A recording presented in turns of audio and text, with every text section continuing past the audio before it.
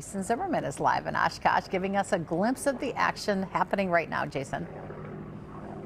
Cammie, this is definitely one of the louder days to be out here on the grounds as the Warbirds and other military aircraft simulate a bombing exercise on the runway.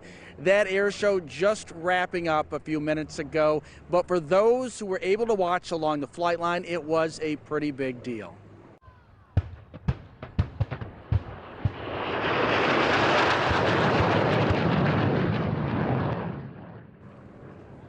It's all part of this year's theme, marking the country's 250th celebration.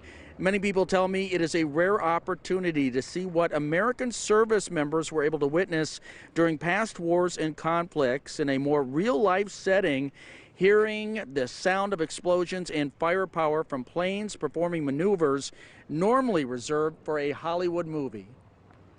And you feel that, you get a sense of what, a small sense. It's certainly not the same setting, but it's overwhelming. It really is. It's very moving and overwhelming, and it leaves you with a lasting impression.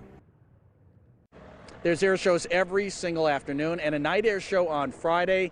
Those who go can expect to see quite a bit of pyrotechnics being used through the end of AirVenture as it wraps up on Sunday. Reporting live in Oshkosh, Jason Zimmerman, Action 2 News.